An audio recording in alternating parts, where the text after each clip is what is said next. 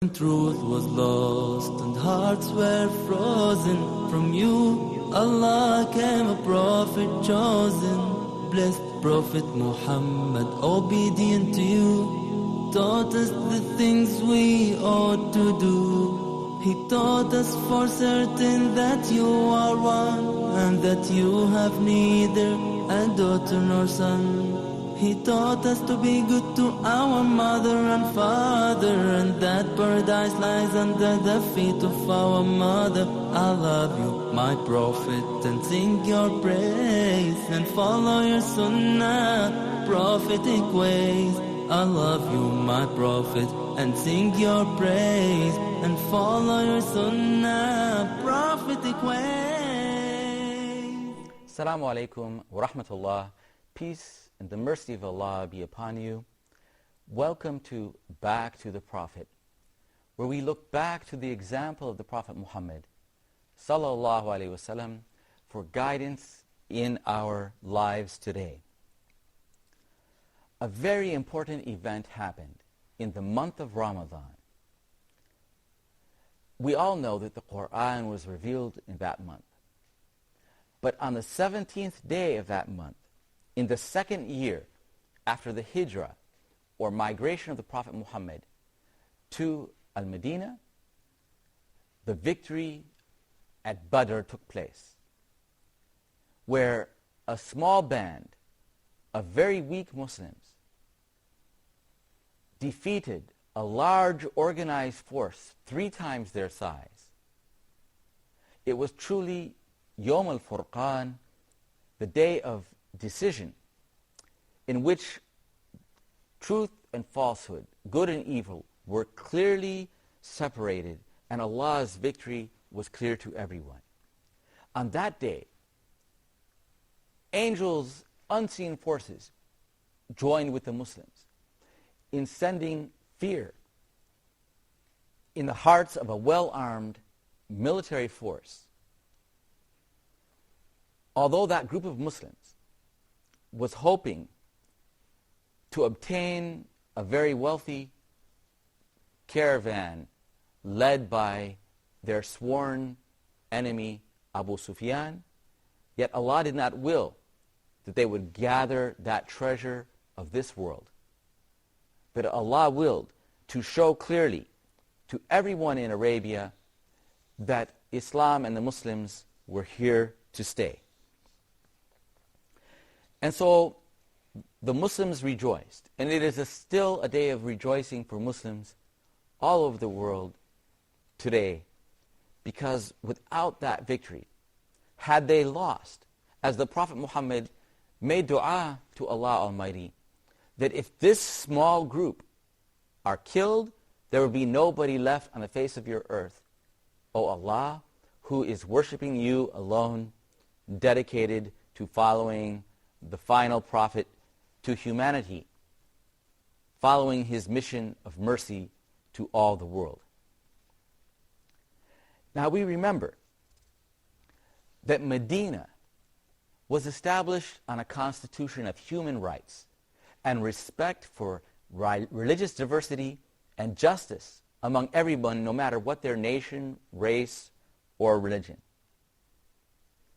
Yet that was not enough for many people who still would not live in peace. The Constitution of Medina recognized different Jewish clans, all of having equal rights with the Muslims. But many leaders, especially of those clans, felt threatened by this new religion and its new leader. An incident happened shortly after Ramadan, when a Muslim woman was in the marketplace to buy gold from a goldsmith of the Jewish clan of Bani Qaynuqa. When this woman was molested and her garments were pulled down and people started ridiculing and making fun of her exposed body.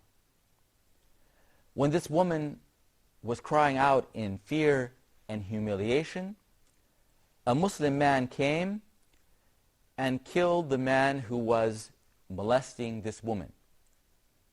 And at that time, the people of that neighborhood all gathered together and killed that man. And so instead of seeking justice, as the Prophet was commanded by Allah Almighty, if the people of the book, Ahl Kitab, come to you for judgment, then judge justly and fairly among them. Yet instead of that, a riot broke out in this compound. Bani Qaynuqa lived in a fortified compound, as did other clans of Al-Medina. And so, after committing this molestation and murder, the whole clan closed up the doors of their fortress to prepare for war.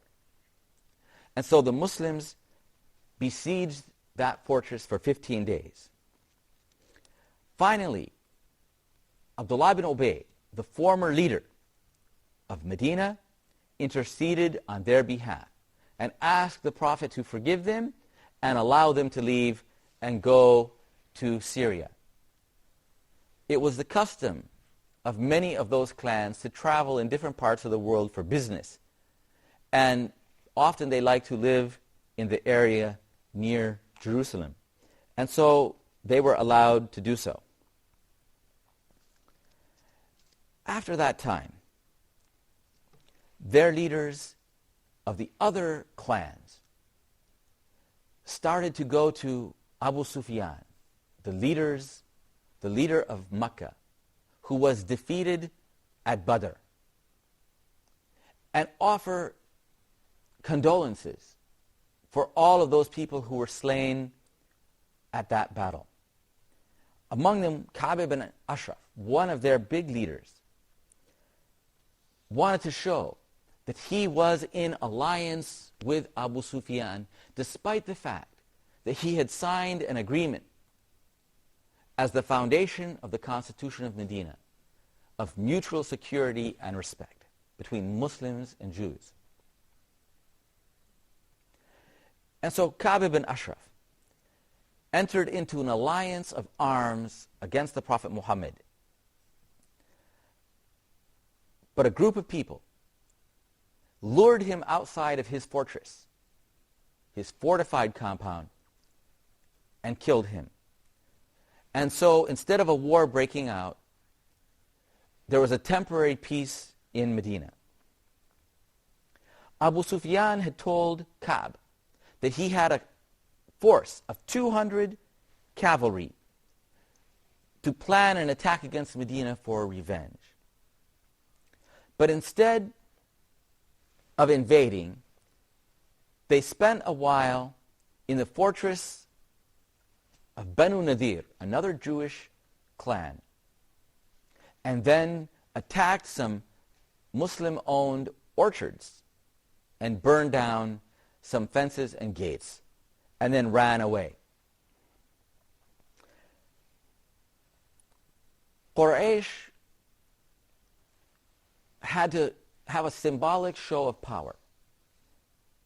But now they had no security for their caravans. So they had to steer their caravans far away from Medina. And so the Prophet ﷺ was able to intercept some of those caravans by sending some of his men and take small amounts of goods from those caravans. But Quraysh began to mobilize for another major battle in the 3rd year of the Hijrah. The next year, Abu Sufyan came with an army of well-trained and prepared men of 3,000, more than 3 times more than the army that was defeated at Badr. In the month of Shawwal, in the 3rd year of the Hijrah, the Muslims started to consult with the other people of Medina. What should we do? Abdullah ibn Ubay, former leader of Medina, in his heart was full of hatred for Islam, yet he pretended to be a Muslim. But he was very smart. And he said, we're not going to go out and fight this huge army. We will stay here in our streets. They'll have to come and fight us hand to hand in the streets, and our women can be on the roofs stoning the enemy. But many of the young Muslims, remembering how Allah had given them victory in Badr, were spoiling for a fight and hoping, if they didn't have victory, that they would die as martyrs. And so they made the Prophet, who had been thinking that it was wise to stay in Medina and be defensive, they encouraged him to go out and meet this new army of Abu Sufyan. So the Prophet ﷺ went into his house and came out with his armor, his chainmail, and his helmet. When they saw that, they felt bad. Oh, we have made the Prophet do what he did not want to do. We've made him go out on the offense instead of staying home and fighting defensively. But the Prophet said, sallallahu alaihi wasallam, when a Prophet puts on his armor, he cannot take it off until Allah decides between him and his enemy. So the Prophet, peace and blessings be upon him, gathered hurriedly everybody he could get together in Medina. And that was 1,000 men.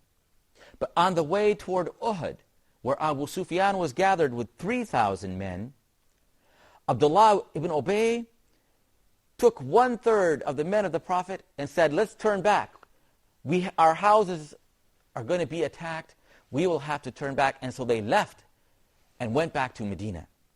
So now, instead of having 100, there were barely 600 men against 3,000 at Uhud. And so now a very different confrontation is ready to take place. And it is not far away from Badr, far away from Medina like Badr was, but it is on the back door of the city of Medina.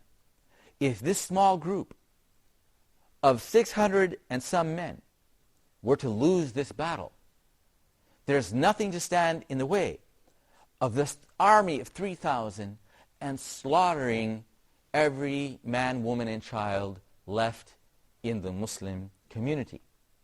And for sure, Abdullah ibn Ubay and his turncoats and hypocrites would quickly betray the Prophet, as they did by turning back, and the Muslims would be in a very, very dangerous position once again of losing their lives as well as the faith of Islam being lost forever. We'll go for a break and we'll be back shortly. I love you, my Prophet, and sing your praise and follow your sunnah, prophetic ways.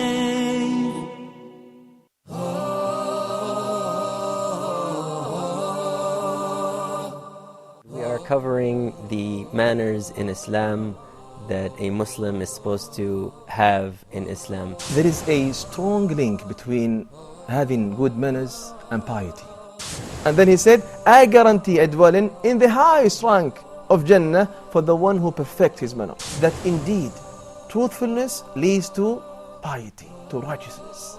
And righteousness and piety leads to Jannah.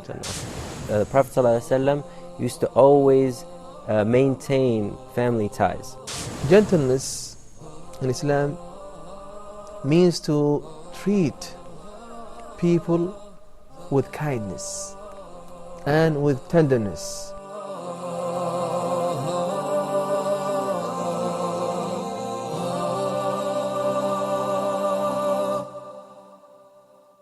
I love you, my Prophet, and sing your praise and follow your sunnah, prophetic ways. Assalamu alaikum, welcome back. We're talking about the Battle of Uhud. This battle took place right on the outskirts of Medina.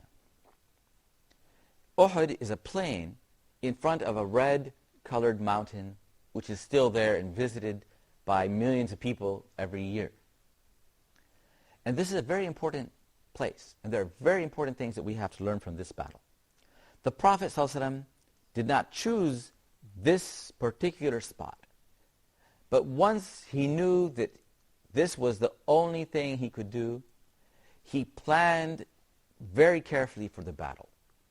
There was a pass between a small, steep mountain to enter into this plain.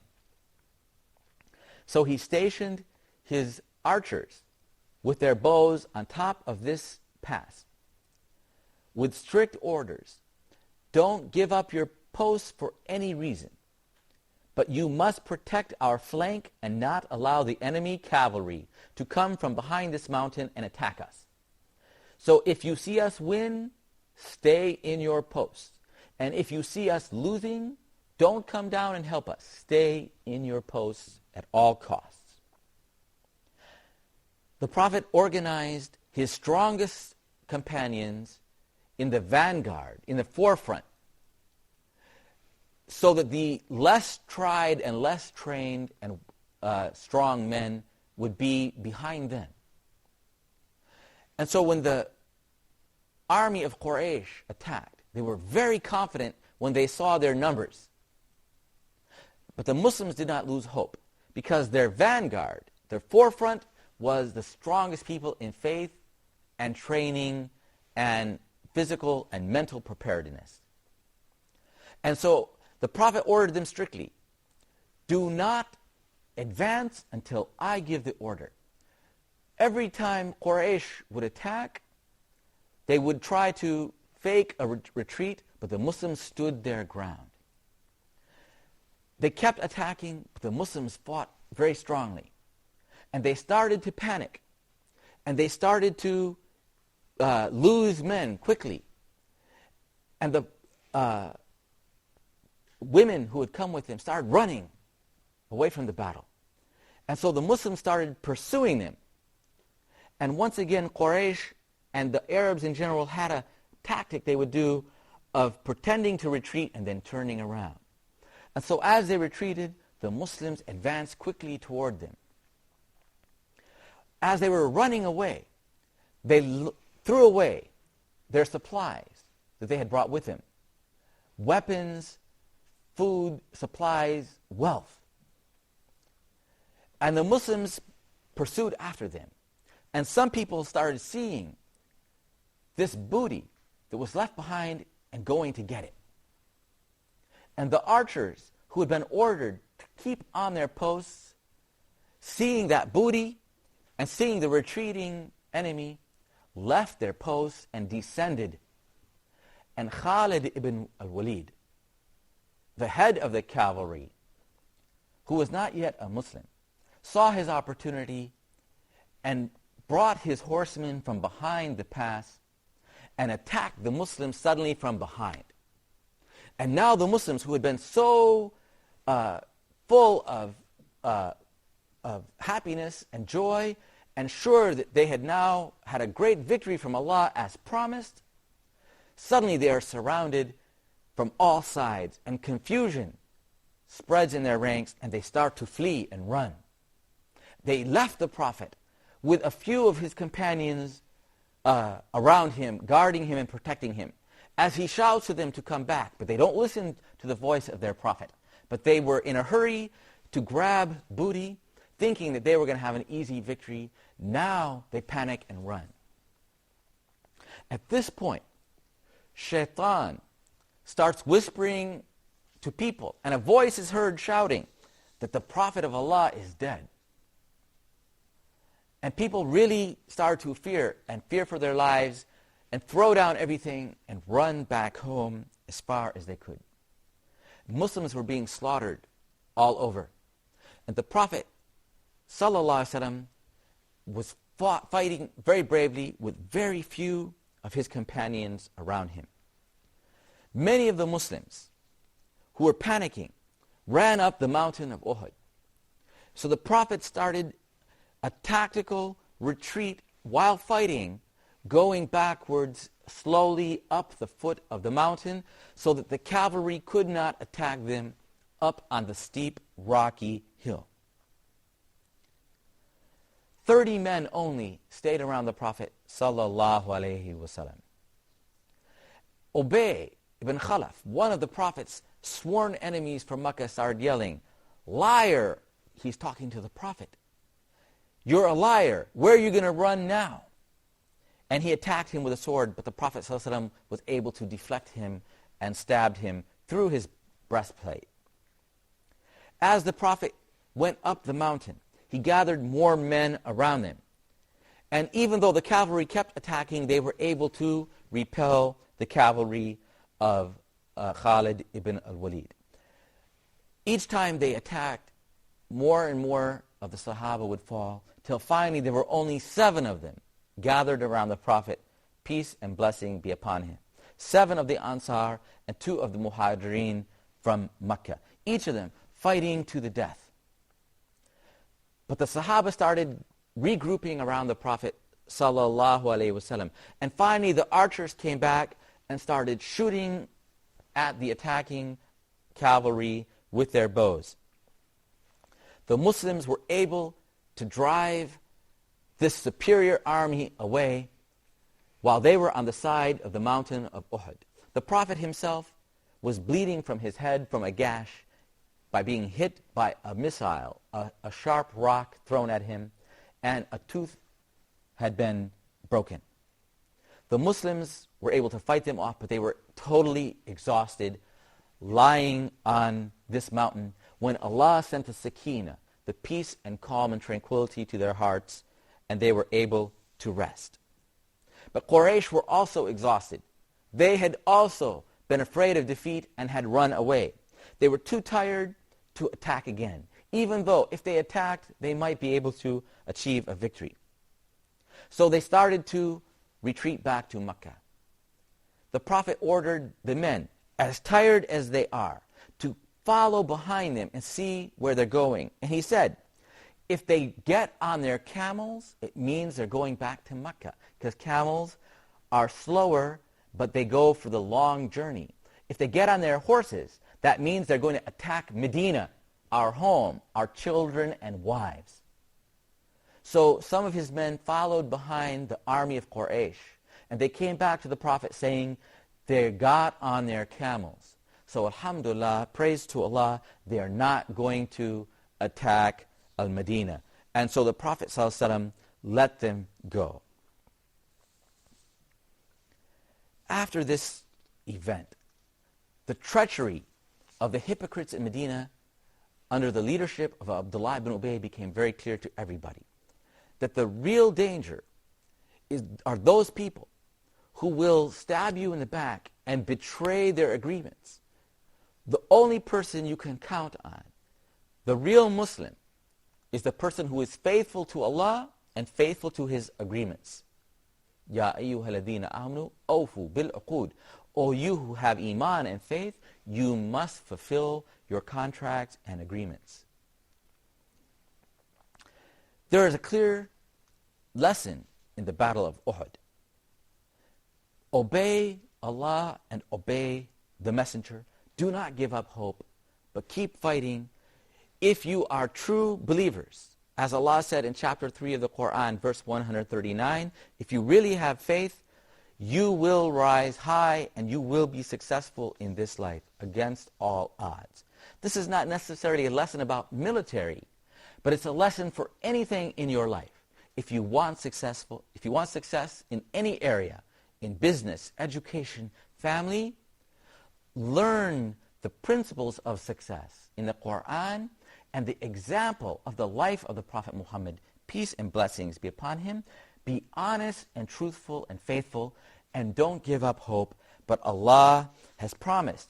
He didn't promise you won't be tested and tried, but He has promised that Allah will not abandon you, and eventually you will achieve your success, insha'Allah, in this life, as well as the real success, the ultimate success, which is the success for eternity, insha'Allah. The Prophet ﷺ returned to Medina. But in Medina now he realizes that Abu Sufyan was given refuge by Banu Nadir, another one of those clans. And Abdullah ibn Ubay would not let the Muslims live in peace, but he would betray them at any cost. The Muslims demanded that Banu Nadir evacuate. But Abdullah ibn Ubay told them, don't leave. If you will fight Muhammad, I will assist you with 2,000 men. So they said, no, okay, we won't leave. We will fight with you. And so the Prophet ﷺ had to lay siege to their city. And this is all recorded in Bukhari and Muslim. And finally, cut down their date palm trees, and then they realized how serious it was. So they voluntarily evacuated, as Allah describes in Surah Al-Hashr in chapter 59 of the Holy Quran. With no bloodshed or violence, they left voluntarily and moved to the city of Khaybar, another Jewish community in Arabia. And so the Muslims inherited the fortress of those people who had given refuge to an invading army led by Abu Sufyan, and who had conspired with the leader of the hypocrites in Medina to defeat the Muslims from inside and attack them inside, violating their treaty and alliance and constitution of Medina. And therefore, from all of the events of Uhud and expelling Banu Nadir, we realize we must be truthful and faithful to our covenants. Then and only then can all of us live together safely and securely. May Allah Almighty keep us all safe. Assalamu alaikum wa rahmatullahi wa barakatuh. When truth was lost and hearts were frozen from you, Allah came a prophet chosen, blessed Prophet Muhammad, obedient to you, taught us the things we ought to do. He taught us for certain that you are one, and that you have neither a daughter nor son. He taught us to be good to our mother and father, and that paradise lies under the feet of our mother. I love you, my prophet, and sing your praise, and follow your sunnah, prophetic ways. I love you, my prophet, and sing your praise, and follow your sunnah, prophetic ways.